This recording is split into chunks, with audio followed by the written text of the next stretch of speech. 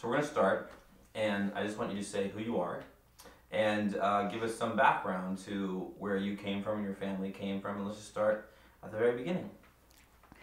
My name is Lynn Burton now because I married Manuel Furtman, but my original name, our given family name, was Goldman. And we came from Philadelphia.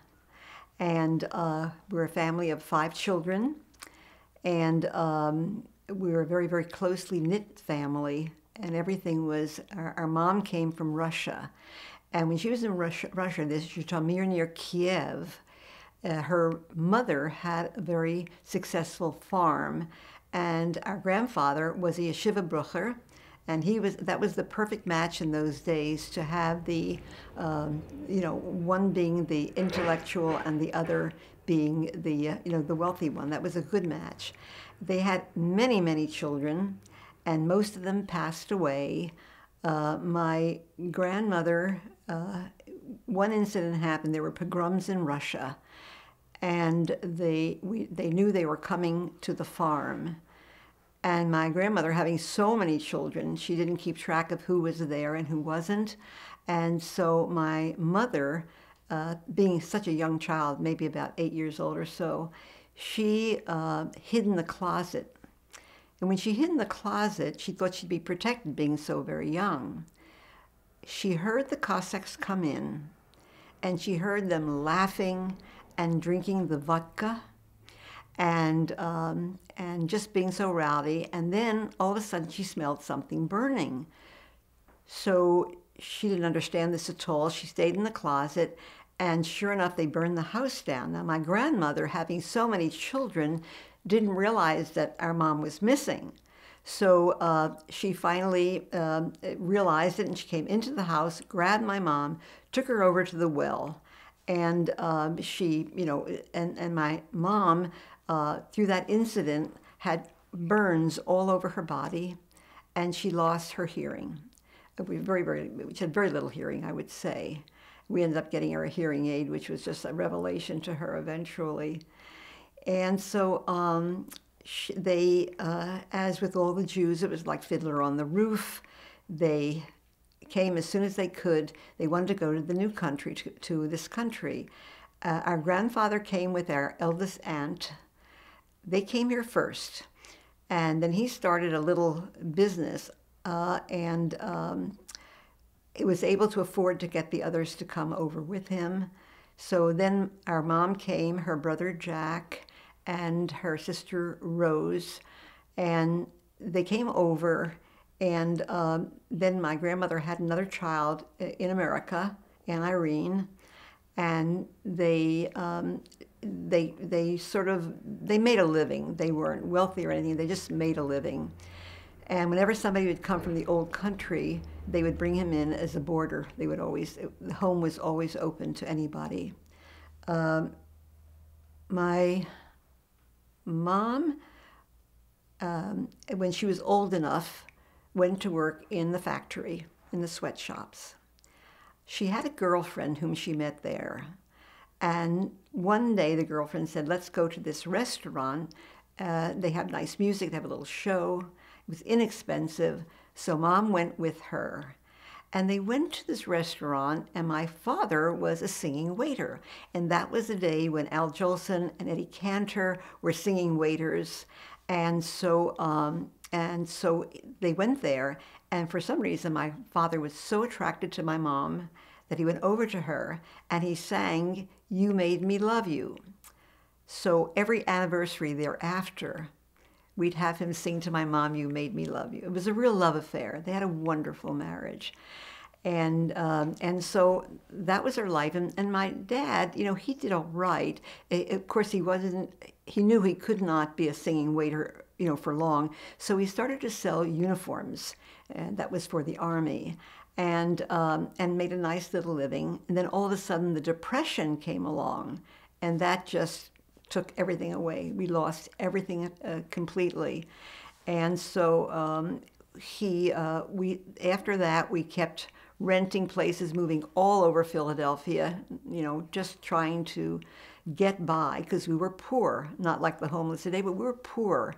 And if my father came home, if he walked down the street, and if we knew that he wasn't whistling a song, because he was always either whistling or singing, we knew something was wrong, and that's when he lost his job. So he would go to work. He would do anything for the family. He was a wonderful man. So he would go in the ballparks, and he would actually sell sandwiches, do anything in the world to make a living for us. And that was our dad. And then, let me see, my sister and I. We were just very close, and we always sang together. We just did harmony. It was natural. And we would sit outside on our porch in this one house that we finally bought for our parents. And we would just sort of sing Somewhere Over the Rainbow and just figure we're going to be stars. You know, we'll get into the business, become stars immediately, and that'll be great. So, of course, that didn't happen at all. And let me see, am I backtracking? My sister was in high school, girls' high, and I was in Olney High School. And my sister had the idea that we should go into show business. So I said, okay, because we did harmony. We figured we'll raise the economic level of our parents. We'll at least make some money for them, which eventually did. That's right. Then we bought them the house after that. So we went into show business. But the first thing we did was, it was during the war, and we went to the Stage Door Canteen. And at that time, there were the Lane sisters, who were 4 sisters who were very famous in Hollywood. So my eldest sister, and Dorothy, Ray, my sister Rachel, and myself went to the Stage Door Canteen. They thought that was really nice, having 4 sisters from the city. And we sang there. And there was a woman who was the wife of a society orchestra leader, Meyer Davis, I think it was. Meyer Davis. And she took a liking to us because we sang there, and we'd always, a few songs. And she liked us very much. So she said she would like to take us around to places like Fort Dix, all of these places where we could sing for the soldiers. And that's exactly what she did. So we sort of honed our talents in a way by doing that. So that was that period of time. And oh yes, it was wonderful. Our mom was such a wonderful human being. She didn't speak much English because of the hearing loss, but she had a way of communicating so well.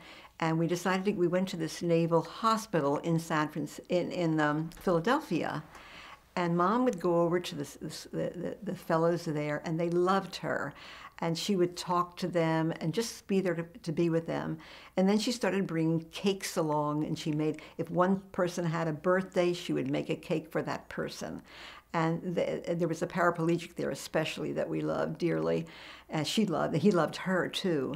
But then there was a young blind fellow who we asked if he could come home with us for just the weekend.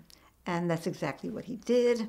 He came home, and that's where I know I learned that, let's say, the clock showed where everything was. It was like meat was at 12 o'clock, potatoes were at 12:30, the vegetables were here, and so that was sort of his language with us. And it was a wonderful, wonderful weekend. So that was a period of time where it was singing at the Stage Door Canteen, taking this young man home, going to the hospital every Sunday, bringing them things, cookies and stuff. And then my Mrs. Davis, who took a liking to us, is the one that started us got us into going to all the various camps, Fort Dix especially. And so that gave us time to hone our talents. After that, let me see. Wait, can we go back for 1 second? What? So the way you're talking about it, most of the stuff you were singing at that point in time was more American, secular kind of music. It was all secular. To me, I remember it that way. It was secular, and we did the songs of the day, the pop tunes of the day. And you'd hear them in the radio? You hear them in the radio, yes, and then we just, knew them in our heads, memorized them, and so that's how we learned. It was just sort of a natural thing for us, because as my sister said, it was a... How we did Yiddish stuff, how we incorporated Yiddish and English. Well, no, but during that period of time, it wasn't Yiddish at all. It was strictly popular songs for the boys in the service. After that, we did USO. How did we get into USO? 49. We covered 50 cities Well, in the States. I know that. We did USO, and we covered, no, I think it was about 50 states with that. We went to all the hospitals, and that was a tremendous experience. In fact, one of the things I remember so well, we'd be in our gowns and we'd lie on the grass waiting for the second show. We did 2 shows a day. And we went to, they called it Ward 8, where they had all the kids who were just out of their minds from the war. And we went there and we sang for them. We had a juggler on the show, but they wouldn't allow anything that would be, that they would have problem with. So it was just the 2 of us. So we were out in the grass lying there, and the young man from Ward 8 came over to me with the fellow that accompanied him, just one of the people who took care of this ward. And he offered me some chocolates. And I was quite surprised. And he said, take it. He probably remembers you. He remembers a girlfriend or something. You remind him of that. So that was kind of another little sort of side memory. And then after USO,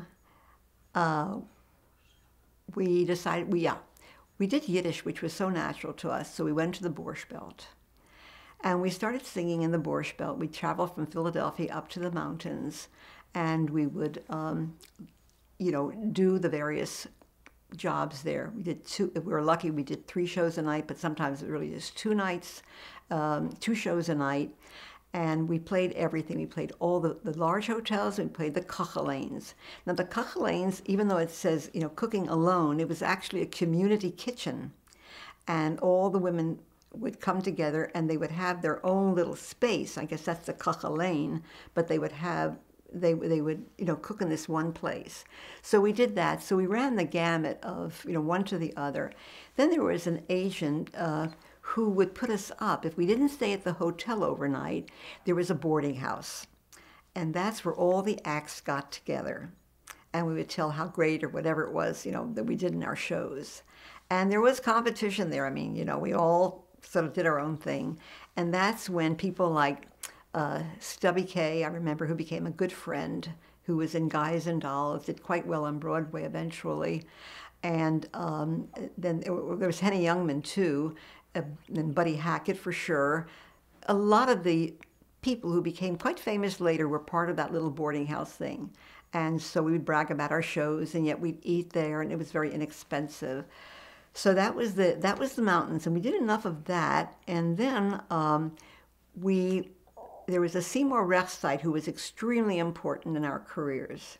He knew we did the mountains, and so we saw Seymour. I guess my sister was the one that got in touch with him, and he heard us, and he liked us very much. And so he really was the one that catapulted us into all of this Yiddish stuff. That's when the Barry sisters were discovered by Ed Sullivan, and he took them to Europe, or to Russia, to Russia. And so we took their place at WMGM with this phenomenal band, Idelsohn and his band, and we'd have all the stars come in, and we'd have Maury Amsterdam, we had Joey Bishop, Steve Lawrence. I sang with him because Edie wasn't there. And so we just met everybody there. It was wonderful. And Henny Young became a close friend. He was a little crazy. He was wonderful. and so we did WMGM. And then also there was a little radio show, the little program, Miriam Crescent, who was Seymour Rechside's wife, who would do the, in Yiddish, she would tell all the news of the day. And so we did something there, and then Seymour got us onto this Banner Records, We never made any money with them, but we were on Banner Records, and we did a few songs there. And then I guess my sister was the one that heard about the Borshkapades. Now, the Borshkapades was a fantastic show. Joel Gray was in that. And Bathsheba, who was a phenomenal cantor, she was phenomenal. And we opened the show, and they had other acts along the way. So we were with them, and we traveled all around. It was quite wonderful. And Joel was great. He did Romania, Romania. That was his thing. Bathsheba was tremendous. She actually closed the show. Joel was right before that. And it was extremely successful. We traveled with them, and it was great. And so then after Borshkapades, let me see. Can we go back for 1 second? Yes. So you did the Borscht Belt before people really knew who you were. Yes. Yes. So what was it like? How were you treated?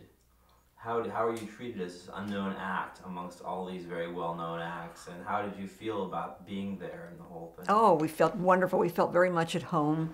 And insofar as being an act that wasn't known, it didn't matter, because when we got up there and performed, we were very confident. And so we just did our shows, and I don't think we did do Gross Singers. I did that later in life, but we did do all the other big hotels. And so we did that, and we did the Kachelains, and we'd go home to Philadelphia in the middle of the night. I mean, I don't know how we ever did that, but then it took like 2.5 hours to get back. There was no freeway or anything. And that was we commuted back and forth. Was the Borscht Belt in itself such a popular thing that an unknown act could just be put in there and be, treated by the audience as if it was just part of the bigger grand? Oh, it didn't matter. We were just all part of everybody, whether you were beginners or whatever, you were treated equally. You just had to perform. And I remember this happened after my sister left. I'll tell you about this one incident with the Hasidim at that hotel. So anyhow, but the Borscht Belt was terrific. We just loved it. We felt so good. And afterwards we'd have tea and cookies with them. And we mixed with the audience. So that was home to us. And then after that, the Borscht Belt, then we went into this show, the Borshkapades, which was a tremendous experience. And after and Mickey Katz was, of course, the orchestra leader. That was Joel's father. And so it was a tremendous experience. We felt very good. We felt very confident at that point about ourselves. And so after that, the Borshkapades.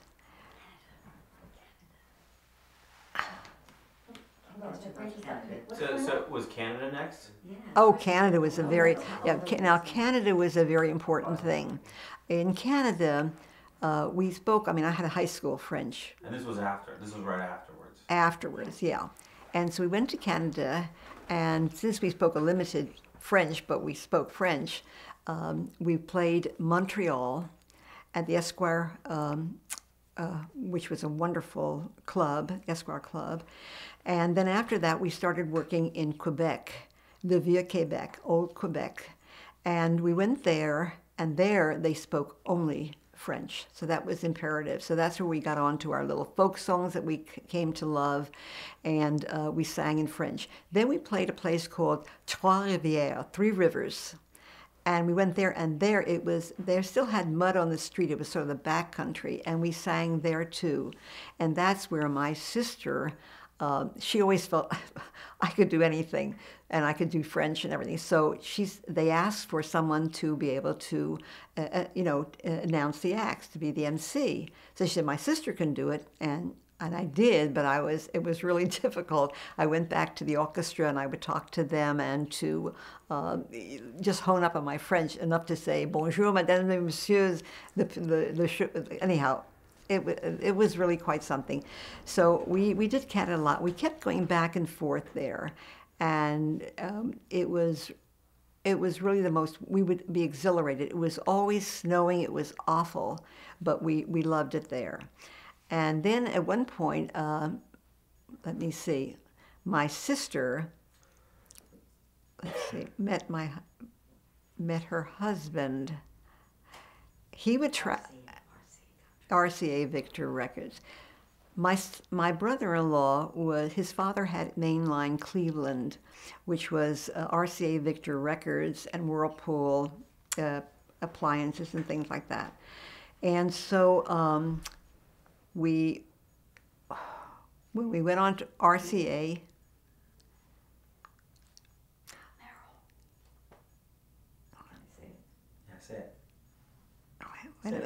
Bob Merrill, tell him about how we got an RCA contract. Oh yes, okay, that's Yeah, you had the Yiddish contract, and so yeah, we know that you released some records on RCA. So why don't you tell us about how you got on RCA Records? Okay. My sister would always look at the Variety magazine in these places, and she noticed that Bob Merrill, who wrote Funny Girl and Doggy in the Window, was looking for an act, and he was teaming up with Murray the K, who was a very big disc jockey in those days, and they were just looking for somebody. So we knew this wonderful songwriter, Bernie, it was Ben Weisman, but we called him Bernie Weisman, and he had us make a demonstration record. And since we did all of the folk songs up in Canada, he took one of the songs, Si maman voulait danser, and he took that and put it on a demo record. Now, when my sister found out that they were looking for an act, she took the record to Bob Merrill, and he listened to it, and he was very impressed. And he said, look, I'm going to take this, and I'm going to give you an English translation, which was Doing the French Can-Can. And we did that, and we did, actually, it was about 6 songs we did on that, Divided Love, whatever. And RCA sent us around the country to all the DJs to push the records. So we went all around, then we went to Cleveland, Ohio, and that's where my sister met her husband. He was with RCA Victor Records. His father was Whirlpool and all. And so the two of them, they somehow hit it off right away. And he ended up following us around the country just to be with her. And he kept going and going. And finally, in desperation one time, he said, we were in the Catskills, and he came there, and he said, look, you either marry me or that's it. And so my sister, she didn't know what to do, and so she waited a while, and then we were up in Canada, and we were both working up in Canada in Quebec, and he called, and that's when he gave the ultimatum. And I said to her, marry him. I mean, he likes you so much, and you have a lot in common, and you're not getting younger, and so absolutely marry him. And so that's when she keeps saying that I didn't push her, I just accepted the fact and made her recognize that this was the guy for her, this was the man for her. So she married him, and we had a Philadelphia wedding. It was beautiful. And Can we go back for 1 second yeah. before that? How far west did you get during your DJ tours? Well, actually, we did mostly the East Coast. Mm-hmm. We actually, for our DJ tour, it was mostly the eastern part of the country. So that's it. We didn't get out west. And did you ever get out west as the Burton sisters? Well, that was with we got out west as the Burton sisters with Borshkapades. And that was our thing. Then we came all the way to, we went so far as to Palm Springs, in fact. And we, and so that's what we did. And then we came back home again, of course. We traveled with the Yiddish show with Michael Rosenberg. Well, then we had an incident with, this Michael Rosenberg. Let's talk about the Yiddish show and then go into the incident. So tell me about that. The Yiddish, you mean the Borshkapade? Is that the Yiddish show? You said the Yiddish show. The Yiddish show was, we went traveling with this Yiddish show. We went to Montreal. Is this the Borshkapades? No, that was before the Borshkapades. That's when we met Hal Zeiger at the Borshkapades in LA. But we went with Michael Rosenberg and with the group Canada. Then we went to Mount Royal in Canada. And then we went to Chicago. And then went to LA. And then he came.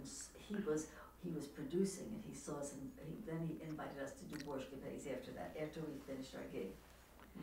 Well, Mirla Rosenberg was a character. Okay, so tell us. Mirla Rosenberg, we went on a show with him, and he was a gambler. So we went out, we drove across the country in this car in the heat of California, and he had gambled his money away, so he couldn't pay us. Now, we had a sister, our oldest sister was Dorothy, and she sort of managed us in various places. At that time, she came along with us. And so we were all in this car. It was so unbearably hot. And she was smart enough to say to him finally, you have to give them some money or else we can't go any further. And so he did pay us a little bit of money, but we never really recouped what our salary really was. So that was Mirla Rosenberg. The good thing was the Borshkapades when we went with Hal Zeiger, who my sister met, and he was conducting the show, and so we opened the show, and it was a wonderful experience. We loved that. After Borshkapades, we came back, and Borshfeld, and then we're back up to the marriage, where your sister met her. Oh, yes. Husband. Oh, yes, that's right. So she met him, and they got married, and they settled in Cleveland, Ohio. And in Cleveland, and they bought this wonderful place in Chagrin Falls and raised 4 fabulous children. We're very, very close. And so let me see. So that leaves What happened to you? That left me alone. So So I had no act. And so what happened was when she married, I had no act at all. How did you feel? So I was happy for her, but it was almost like a divorce because we used to sleep together, we did everything together, and I was alone. But I was so happy for her because she was my sister before being a partner to me. And so what I did was, I had no act, I had no money, so I talked this lady who ran the Moore McCormick line, the cruise ships, and I talked her into taking me on because I said I did languages and she wanted an opera singer. But I talked her into it and it was perfectly fine. Thereafter, I went on cruises. I went to South America. I went to the Caribbean. They wanted to send me to Africa, but I thought, oh no, the agents are going to forget about me. I've got to get back to New York. But what happened was interesting on the South American tour. Lena Horne, who is a fabulous performer, well known, she was working in Rio de Janeiro. She came aboard the ship with her husband, Lenny Hayton, and of all things, I opened my show with a song called Digga Digga Doo Doo. That was her song that she did in her own little Broadway show. So here she is, sitting in the audience, and I'm singing Digga Digga Doo, Digga Doo Doo, and I was nervous as can be, but I did it fine, and she was so sweet and comforting and lovely, and so was Lenny Hayton. And that was kind of a nice experience that I had on that cruise. So then after the cruise, I decided I had to come back home, back to New York rather, and to get some more work. So I went to a cattle call for Fiorello, which was a Pulitzer Prize winning play. And it was playing on Broadway, and they were looking for the first national company to go out. So I I tried out for the course. I got the part. Then after that, they gave me 2 understudy roles. One as Mrs. Pomerantz, who was the Jewish woman who would just get to his office and say, Mayor, you've got to get my son into medical school. I played her. And then I played Mitzi, who was the mistress to Jimmy Walker. And so there were 2, and I played them both. It was just wonderful during the course of the show because people got ill and I took their place. So that was terrific. After Fiorello, though, I had no work. So I went into gray advertising. And the strange thing about that was I worked for the account executive there. And who is our account but RCA Victor Records? So I went from being a rising star, being a secretary, which was fine. They treated me lovely. In fact, when I finally decided to marry my husband, they gave me a wonderful, we went down to the wine cellar of a lovely restaurant, And we had hors d'oeuvres. It was just wine and hors d'oeuvres. It was lovely. And then all of a sudden, I almost dropped my hors d'oeuvre because out of the archives, they took Doing the French Can-Can.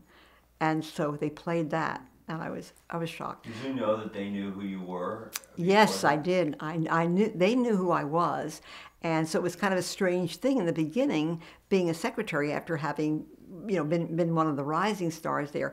But I took it with aplomb. I didn't think much about that. It was fine. This is my job, and that's what I did.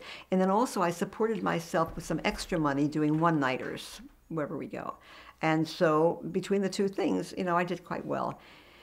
Then, do you mind if I ask you? I mean, how did you feel about your career at that point in time? I mean, you had a sister act that because of just a marriage, it wasn't. Some people have acts that don't work out, and because it just wasn't successful or whatever. Yours was on the rise and was stopped. Yeah. And then you were forced to go out on your own, where you weren't really prepared for that really at the time. What was going through your mind, and how are you feeling? When my sister left, I loved my sister very much, and I knew she was getting older and that she should get married. So I was delighted that she was going to get married. I really was. And so it didn't matter. We were on our way, in fact, to Las Vegas to play a lounge room there. And all that stopped when she got married. But that was okay with me because I was ready to carry on. I mean, that's what we do. We just go on to the next thing and the next thing. And so they were my honest feelings. And so then my sister calls me at Gray Advertising and says, you must come into Cleveland, Ohio, because I met somebody whom I think you'll like. I met him, and he said to me, do you have another sister at home or somebody? And she said, sure, I do. And so I came into town, and I met my husband, and it was just instant. We just were so attracted to each other. I met him for 2 hours, and then I went back to Gray Advertising. He went back to California, and I thought, gee, I really want to see him again. So I came out to California, told him I was coming out, and after 3 days together, we decided to get married. It was some sort of a tremendous attraction. I didn't know much about him. I knew a few things from his family, who was connected with my sister's family, so I knew something about him, but not nearly what I should have known.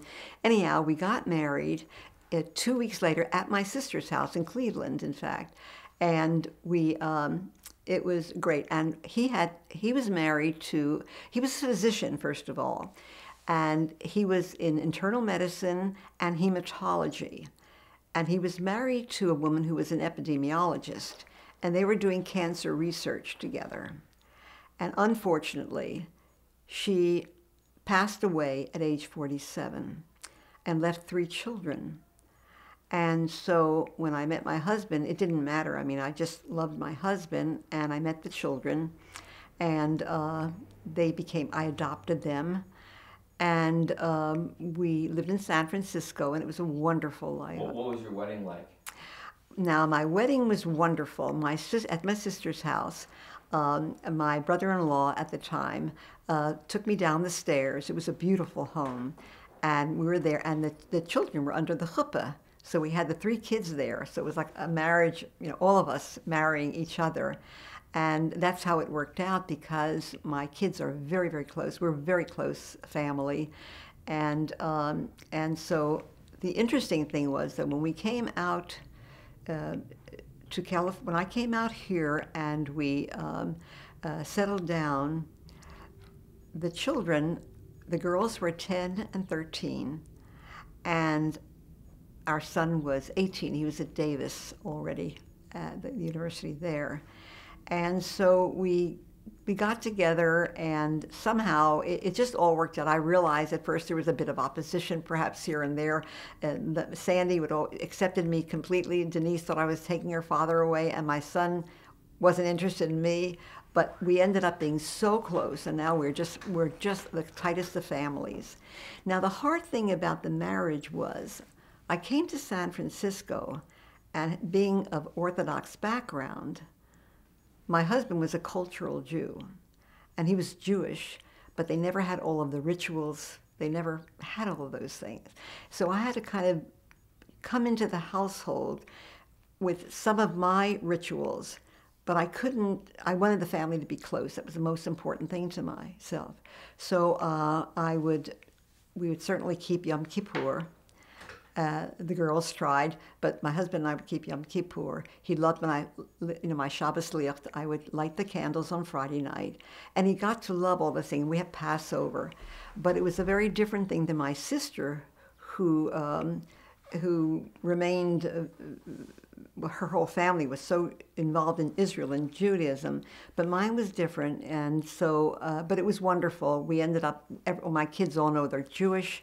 And we have a great relationship. It's just a very different atmosphere. And of course, I'm used to it now. I go to a Reform synagogue, which is phenomenal because it's open to atheists or people, anything. It's a very wonderful, we have a wonderful rabbi, woman rabbi.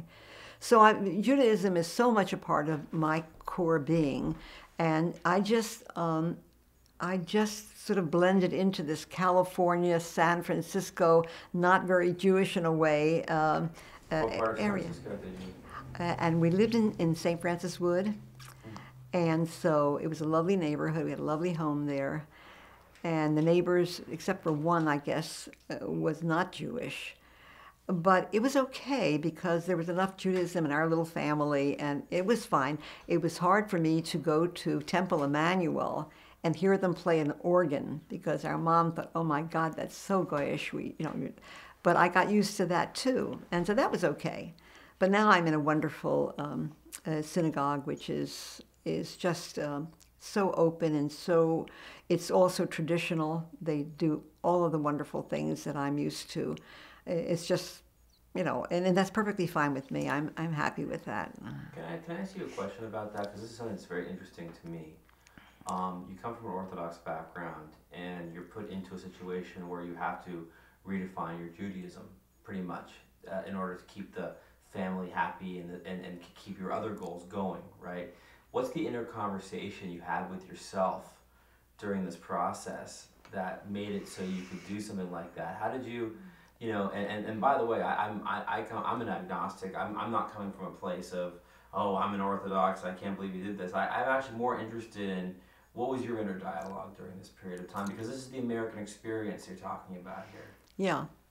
Well, insofar as that, there was never a conflict for me coming from an Orthodox background going into the other, because I knew that my core self, I was so much a Jew, so strong in me, that it didn't really matter. So I didn't have any kind of push-pull or anything. The hard thing was, as I say, going to Temple Emmanuel and hearing the organ. That was difficult. Just getting used to sort of it was almost Gentile to me. But other than that, there was never any inner conflict for me, because I know who I am, and I always knew who I am. So, it didn't matter. I just roll with the punches and go along, and no matter what people around me are saying or thinking, then it's okay with me because I know who I am.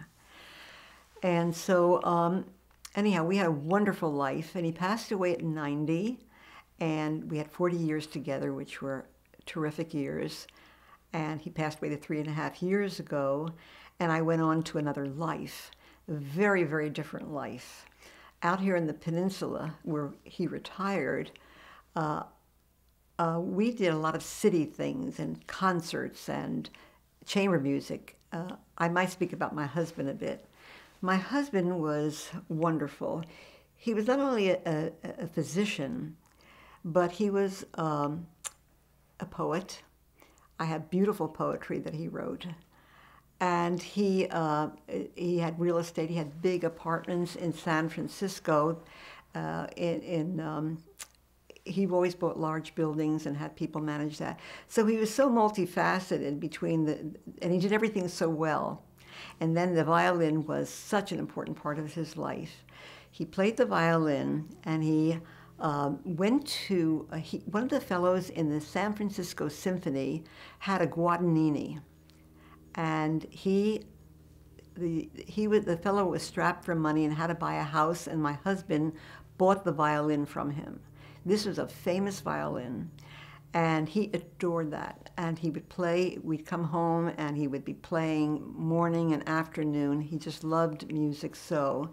And he got me very involved, in fact, in classical music.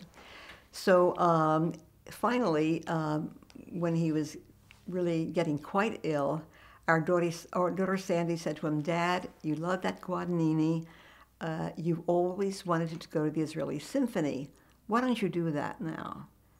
And it was wonderful because that's exactly what he did. They came for the violin, and they insured it before it left. It was quite expensive. And Zubin Mehta's foundation, they were thrilled to get this violin. And my husband had one stipulation, or two. He said, one, I don't want any notoriety, but I want someone to play it, one person, and I want them to play it every single day. That's how much he loved the violin. So, and that's exactly what happened. And unfortunately, Zubin Mehta invited us back stage when the Israeli Symphony was here in Davies Hall. He was too ill to go, but I went with my daughter Sandy. And of course, he was extremely gracious, a lovely man, and was thrilled about the violin. At least my husband had the satisfaction of knowing it was where he wanted it to be. So that was kind of a lovely ending to that particular story. But we had a life too, which was so wonderful because we would have chamber music all the time, and I'd make some little things to eat, and then he'd have these trios or quartet come over, and they'd play music all night long, and it was just wonderful. And then there was a time when, being an amateur but quite good at the violin, we would go up for workshops to Chico, at the university up there, and he would do workshops there with different groups and things, and he was fantastic. He was a wonderful violinist. In fact, he was offered the first chair in 2 orchestras in the peninsula. He refused them, of course, and he was older at that point, but that's how good he was. He was wonderful in everything that he did. And that was my husband. And then when he passed away, though, I decided to I joined a walking group, and we have about 21 core members, and we walk every Thursday, and we go 3 to 5 miles in the parks, and I walked the dish here in the peninsula. And so I've been keeping up physically quite well, and I love the group, and we have potlucks, and we have wonderful times together. So my life has taken on a very different way. We're very close. We're either widows or widowers, a couple of married people, but we have a great life together. Then also, I have a French group, the Salon Français, and we meet twice a month, and we speak only French. And the women are all from Europe or Vietnam. So it's been, I've been with them for years, and so we have a wonderful time there too. So that's another piece of my life now.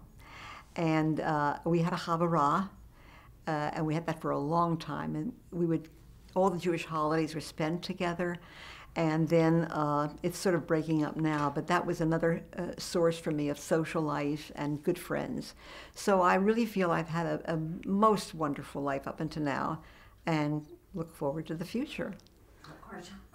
Oh, the artist. You're an artist. The sculpting. Well, I do some sculpture. I did sculpture. When I was single in New York, there was an art students league, and I would go there and do some sculpture, and we had live models. And we have all of these, so we made all these pieces and everything, and I always liked the human body and the faces and things, so I have that, and so that's what's left over from my years as a single person. And I don't pursue it now, but I loved it at that time, and now I'm on to volunteering over at Stanford at the hospital. Right now they have too many, but I'm going to try to do something with the patients themselves, perhaps those who are dying or very ill. I'd like the one-to-one with them. So that's going to be my next thing to do. And before that, though, the reason I held off with that is because I went to Eastern Europe. I decided to go and take a little trip. And I went to Poland, Hungary, and the Czech Republic. It was a phenomenal trip. I went on my own, but I went with a tour group and had some tremendous experiences there. So I guess that, travel will be a part of my life eventually. I'm not the world traveler. My sister loves to travel, but I'll do that occasionally just to get out of the comfort zone. But life I've really been blessed. It's been a wonderful, wonderful life, and continues to be. Can I ask you a question? Your sister talks about you as being the true artist behind with the voice. So the question that I have to ask you is, can you tell me, do you have any singers who were your influences? And growing up Orthodox, were there any cantors or any other Jewish singers that you also found their way into your voice even when you were singing secular music? Well, when we were in the business and we were doing Yiddish, there wasn't anybody that was sort of my idol or somebody I wanted to mimic. I just didn't have that. However, in the English music, well, I listened to everybody. We were people like Ella Fitzgerald, all these wonderful singers. I love them. But there's nobody I fashioned myself after. I just did my thing. I just sang the way I sang. And oh yes, my husband encouraged me to take lessons with a friend of ours in San Francisco who was all part of the classical world, and she was a pianist and a coach. And he thought that I should go ahead with singing. So she taught me art songs. And I learned all the languages, Russian, 5 languages there, phonetically, but understood, of course, what I was doing. And so I said to her one day, I said, Isabel, being in show business, you just never rehearse forever. You put on a show.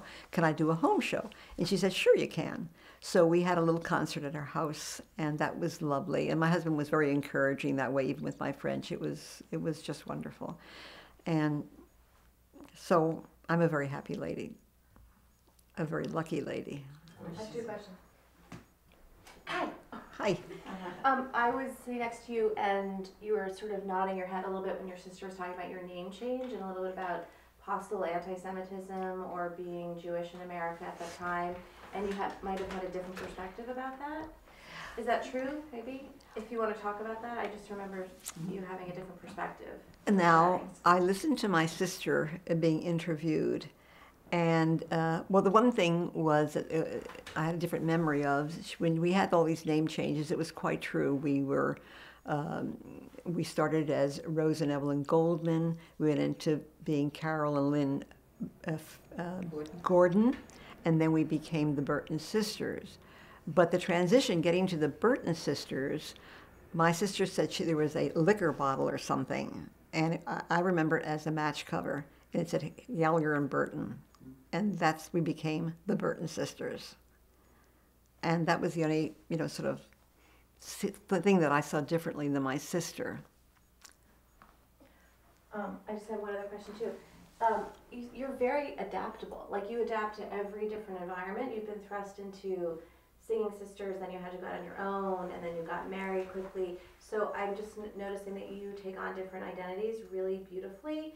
Maybe you can talk a little bit about what you've learned about yourself. How do you have that strength to do that? In a similar way that your sister, is the chutzpah. I see you as like very highly adaptable and just sort of very open to change. I guess I am a very adaptable person too. Like my sister, we're quite different, but I am adaptable. It's almost like there's another role around the corner. If you play this role, then I became a mother. It doesn't matter. I just love life, and I just want to have a great time, which I am having, and I always have had. And it doesn't matter the circumstance at all. I'll just adapt to it. And even though my sister keeps saying that I'm the creative one, and yes, I am creative, that's quite true. But I have a confidence like my sister, I guess. I really have a confidence in myself as a human being. I love people. I have great friendships. So it's easy to adapt to all these wonderful things in life. So I don't mean to go back to the Borscht Belt and the Catskills and things like this, but I'm so I'm a music fan. I'm completely fascinated by this whole idea that this Jewish, we have the Chitlin circuit these days, which has been around for years and years, which is the Afro-American kind of equivalent to the Borscht Belt in a lot of ways. So what was your take on this whole thing about all these Jewish musicians and artists together? I mean, did you have any idea, did you ever have a thought about, well, there's the Jewish world and then there's the non-Jewish world. I'm a member of this one record label where I'm a Yiddish singer, I'm a member of this other record label where I'm singing in English. Did any of this stuff ever come into it, or for you, was this just the American way of doing things? Excuse me, before you answer, you need directional. Yeah, I guess if you could face David a little bit more. Oh, I'm sorry. Thank you. Okay, yeah. Yeah, just, Thank you. Okay. There were never any different feelings about being, you know, in the Jewish stage or the American stage or whatever. I just went with the flow. I would always just accept it all. There was no problem. I didn't have much conflict in myself. I really know who I am. I knew who I was then. My sister keeps thinking I'm this wonderful, creative person, and she's always being so, you know, toting, you know, my horn. But yes, I am creative. But whatever, I just know who I am as a human being, which is the most important thing, and that's why I'm able to adapt so much. It's just life, and I love life. Do you attribute that to your parents?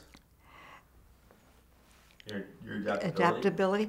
I attribute the adaptability to show business, because we were always on the go, meeting different circumstances all the time, doing different things. So, you know, I just got used to this, and it became a way of life. So I think that's what made me so adaptable to everything. And I'm very easygoing too, so whatever. That's all the questions I have. Is there anything else that you wanted to say?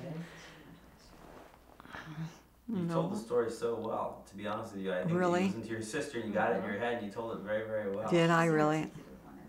She really, No, there's nothing more, David, really. That's the sum total of my life. And I just love it like my sister loves life. We both love life, and we're very positive. We've always been that way. Did you guys ever release any records on the Yiddish label? Let me see, Banner Records. Oh, it's a good question. there was, I mean, why were you?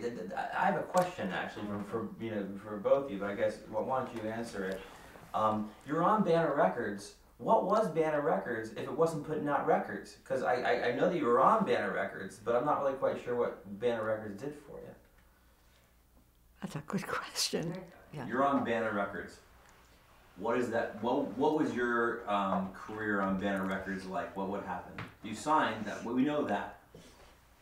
Yes, we really, well, in those days, very few people put out their own record, because what Banner Record did, the talent of Banner, the Seymour Railside, he was the producer, that he took different acts and he did a record with maybe 4 or 5 different acts together. We did something for Pesach, we did Dayenu, and then Purim, we did the Purim show.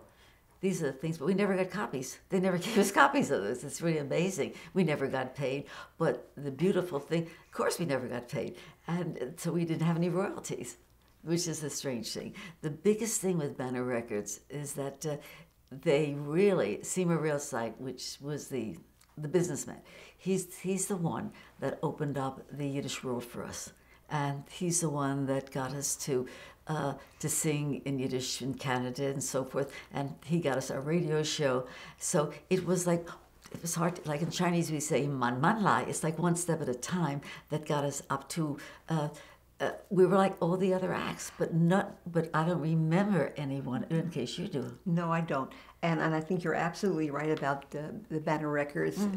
But the thing, too, I didn't mention was that we did a thing called Monticello, Here I Come. Mm-hmm. And that was a little movie that is out because my husband and I saw it in San Francisco. It was hysterical. And so that's floating around somewhere, but I have no copies of that at all. Yes, and then we saw it in Cleveland. You did see it in Cleveland? Yes, the Jewish Community Center.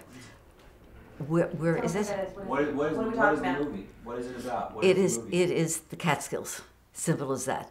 They took all the acts that they felt that could work together, and they did a movie. And they shot it in Monticello. They shot us in the Catskills. And it was just one act after the other. Yeah. There was no continuity. There was nothing at all. And they shot it, and that was it. So yeah. And I was shocked when I saw it. The Jewish community said it shocked me when I saw it. I never expected it. It's hilarious. But so there is a copy out there, but it's called Monticello, Here I Come, and it was a variety act. It was like the Ed Sullivan Show, like the Ed Sullivan, where you had a different potpourri of acts, and that was, and they had someone introducing the different acts, and then it was so raw. I mean, it's something that's right now it'd be outrageous, but it was very entertaining. And they had some of the comics like Michael Rosenberg, and then they had Aaron Levidoff, who did Romania, and that Seymour Realty turned it into a real business. And these were people from the Jewish Actors Union. In fact, his brother ran the Yiddish actor. That's when we met them. When I saw the ad in the Variety about Banner Records, so I went to the Yiddish the union, and that's when his brother was in charge of that. And then after Seymour took over. Yeah. What other acts were on Banner Records? Do you even remember? Oh, Molly Pecan, Paisel Bornstein, Lillian Lux, Moshe Osher, which was he had the most incredible opera sing. In fact, what I gave you, the potpourri of 21 songs, he's on Alavai, and that's when he came onto our radio show. No one really had a direction. It wasn't like RCA or they just played, but this was the newest thing. This was the beginning of really putting anything, I'm not talking your big Yiddish stars. But Smalik Pecan went into the movies and so forth, but the others didn't. It was credibility, and it was just out there, and they didn't conduct it as a business. Where were they located? New York, right in where was it? The last time it was right. What was that park it's in New York City? I'm trying to remember where it is.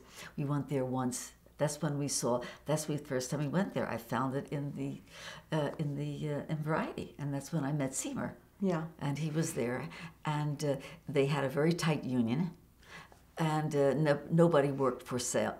We were paid for scale. What was that? Everyone was so happy to sing or to perform, and that was the beginning of anything that they did. But there are a few artists that, I think one or two, like Jan Pierce.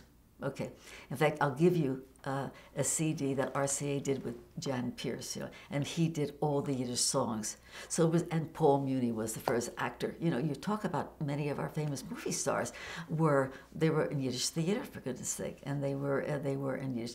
And the biggest thing, they traveled the world.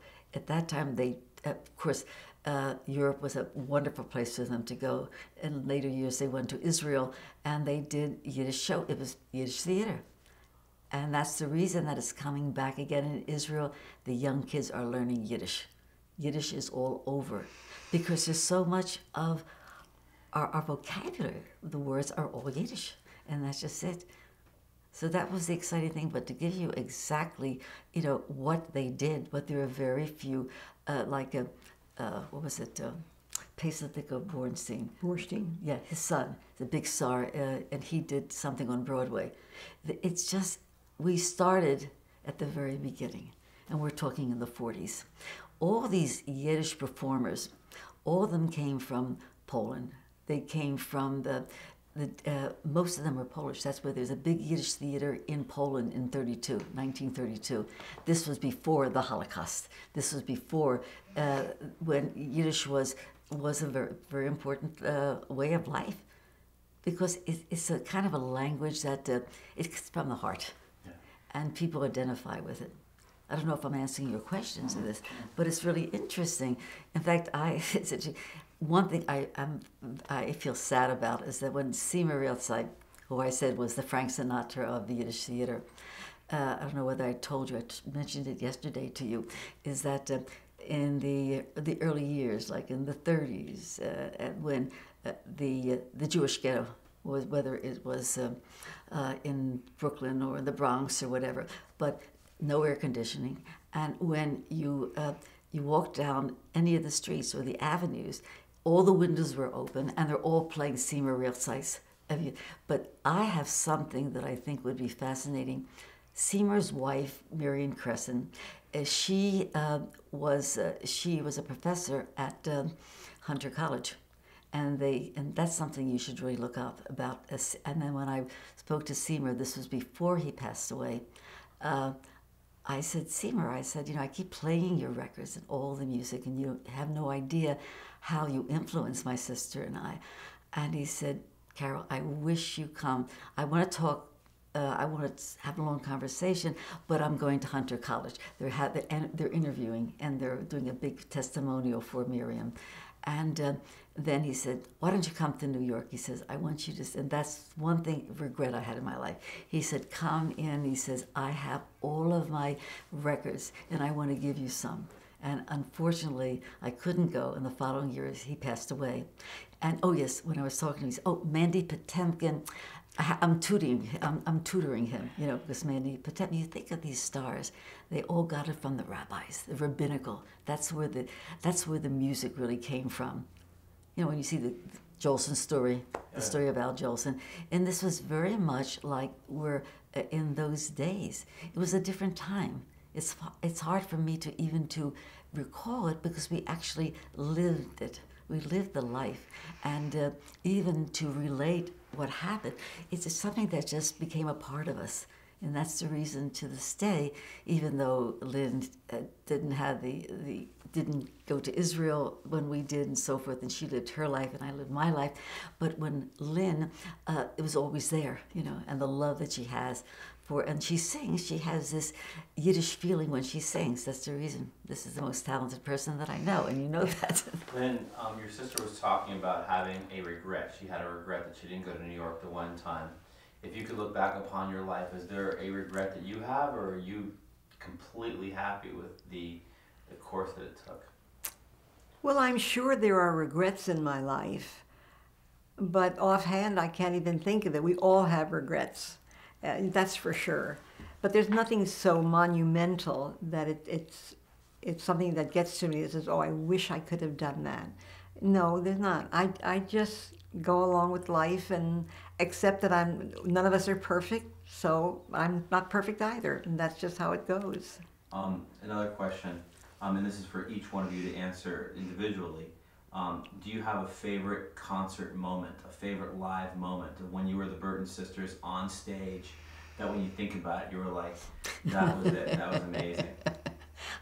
Highway, our first job in the business, the Highway Casino. At that time, the way you had your hair, long hair and so forth, and you had these artificial flowers, in your hair, And when we were singing, we were so close to each other, you notice, because it was like one person singing when we were singing together. And I'll never ever forget that in the middle of one number, our heads were too close and had the flowers. When you think of a horrible thing that can happen, that we couldn't get undetached. But can you imagine, picture this too, but to our first gig in show business. And my sister, the manager, she was our manager, and she says, you never leave a stage with your back facing the audience. Can you imagine on this tremendous, it's hysterical, this tremendous stage, and both of us are leaving the stage, backing backwards. We were so naive. We had no idea. We never had a singing lesson. We never had anything.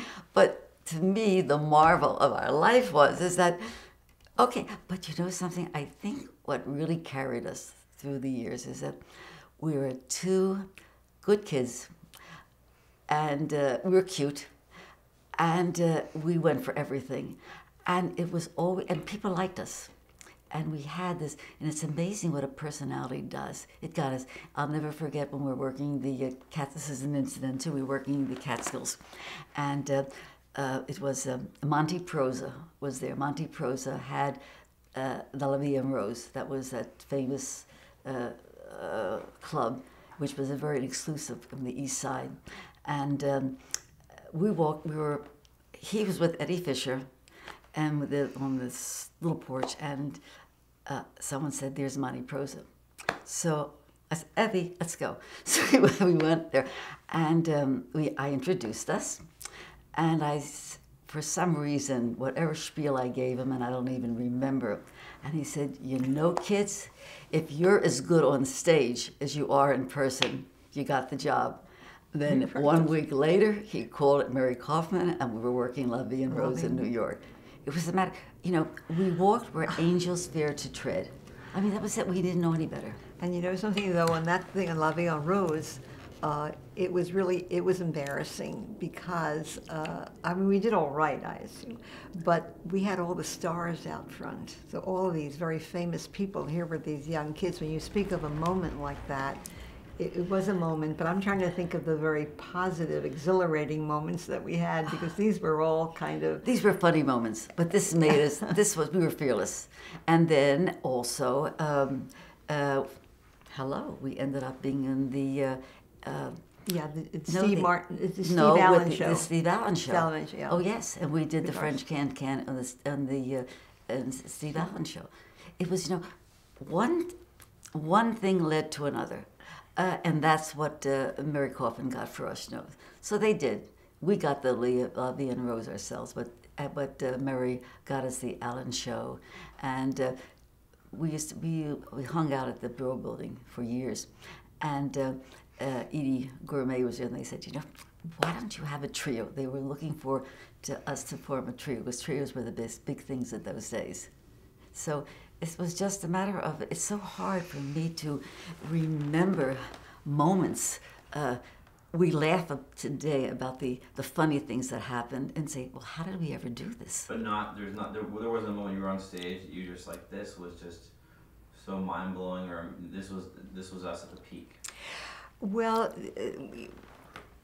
we had moments, I don't know about being at the peak, but we had exhilarating moments for sure, because we get the response from the audience, and in the Yiddish especially. I think it was the Catskills where we got this tremendous response wherever we go. It was always a standing ovation, so we felt pretty good about that. So I think the mountains were really where we really felt wonderful about ourselves. Well, I think the radio show was a highlight, only because we brought my mother and father there, and to see the look on their faces, we made it, you know, and to see it was but to have any sort of a moment of saying that we never thought that we made it, but we knew what we were, we knew how far we got, and it was a challenge. If we knew then what we knew now, we never would have done. She never would have. What I did to this poor thing, I don't know. But even what Jim said, how's it? What, you're going to be singing again after all those years? I said, how do you feel? I said, great, it's fun. I said, but Evie, what have Aunt Evie doing? I hope she survives it. What can I tell you? But she was great the other night. Well, she's wonderful. That was it. So Evie, the difference between the both of us, if we're to be on camera, is that she knows what she can do, and she does it. And you're born with a certain amount of talent, and that's what I saw in her. If we couldn't produce, I certainly couldn't do the things that I did and be successful. But she always made it happen. Well, it was the two of us, because if you didn't promote us, then, you know, we would have been nowhere too. So it was a two-way street. We both. But the funny thing is with Dad all the time, we were living, and my father had a perfect pitch, gorgeous voice, and he'd be sitting in the living room, and we're upstairs in front of the mirror. We had no choreographer to do it, so everything Lynn created, and then he says, Evie, you're flat. And he would give her the note, but he had a perfect ear, or saying you did good, and he really prompted us as far as voice is concerned. Yeah, it was a family effort, the whole thing. Yeah. I don't know if this sounds like anything that you... It's just a matter of you just go on, and one success or one failure leads to another success, and say, okay, one door is closed, there's the door open, go jump through the door. So, can we get you guys to sing for us while we have you on here? Oh, God. How about do you have a first memory of a first song singing together? Maybe something from your childhood, or some Yiddish, something that really takes you back to that moment? We have to practice. We have not practiced for, you know how many years that we have. Oh my God. We have a different range than we had before. I would But, appreciate it. Yeah, we'll sing at Yoshi's, but I think that's difficult because we have to do some practice. Know what I'd rather you do? Know what I'd rather you do? I gave you 21 songs. Take one of the songs, whatever, the Isle of Capri, anything, or Horace Staccato, which I love to do it, take it off the record. But come on, give us a break. We haven't even sang together. I wouldn't even do it on the phone. And she says, do you remember the words? Oh, the funniest thing I will tell you, Moshe Usher. That is hysterical. This Moshe Usher was the star. He had, like Jan Pierce, gorgeous, gorgeous voice. And he was our guest at one of the shows with Alavai. And we have the mic here. He's standing over there, and he's watching my sister. She was so nervous to say that I would forget the words. You always were afraid that I was going to forget the words, and I know that. So all of a sudden, she's looking at me in a strange way. Oh, this is hysterical. So, and he saw the acting. Oh my God. He lost his place, but that's okay. He says, the first time in my career that I ever forgot, he forgot his words. Looking at my sister, scared to death of what I was going to do to her. That is a funny moment. I hope this is off the record. Of course it is, but this is for you. This is why we have this relationship. She forgave me for everything, and half the time, she's such a perfectionist, as you know. To me, show business. But so what's our next job? What are we going to be doing? What challenge is there? And with Lynn, she's you hear that she sings. She has the voice. I don't have the voice now. And she really is, she's not nervous with what she will do, but she's nervous of what I'm going to do. I'm talking off stage and on stage. And I think that does it very well. We'll do fine. We'll do fine. Oh, what? You're not going to worry? No, okay. I'm not going to worry. No, you're going to fire us. That's it. Fire us. Don't bring us back again, and that's okay. Does this sound crazy? Did you ever have a sister team like that? This is it. This is the relationship that we have. And it's so funny, when we were together, we went to my little granddaughter's bat mitzvah in New Jersey. And we haven't been together for quite a long time. And my mechatina, which is my son's mother, said, and she was with her sister. It's a big farbrengen for the whole family. And Harriet said to her, what do they have to talk about? I mean, we were constantly alone together. Don't they ever stop talking? But I think what it is really, it's really the first time that we really think about it is when we're together and we go over the 11 years really that we're together. And that's a heck of a thing to live, breathe, and work with a sister, for goodness sake. That's the reason that we never had this. That's why we had the relationship today, because it's just a matter of it was. And I think you had fun, believe it or not. Even though you're a little nervous, but you had fun in life. Of course I have. I know. Of course I did. Yeah, I know. Wait, I need to ask one question. Lynn, did you not enjoy the public performance showbiz life? Oh no, when I was on stage, that was it. I loved every moment of it. There was no such thing as I enjoyed myself tremendously. I was concerned because she never liked to practice. See, that was the thing. See, that was the thing. And so it was always preparation. But once I was on stage, we were on our own. That was it. Well, it wasn't that. I was so busy getting the jobs. I was so busy with the agents that I didn't have time to really sit and practice, and that was it. She's a natural talent, and when you take a creator, she created the Burtons. She created everything we did, and to me, and I trusted that she'd do it. I had to go out and make a living. I had to get the jobs. So therefore, who had the time? I was so busy looking at Variety and looking at Billboard and finding who are we going to attack next? What agent are we going to see? So that was the thing. And who had time to practice? That was our livelihood. You had to practice. Well, but I always pull through. Yes, yeah, you did. That's it. That's just it. Yes, you did. You practicing for the 30th? What? Yeah. Oh No, my she's- God.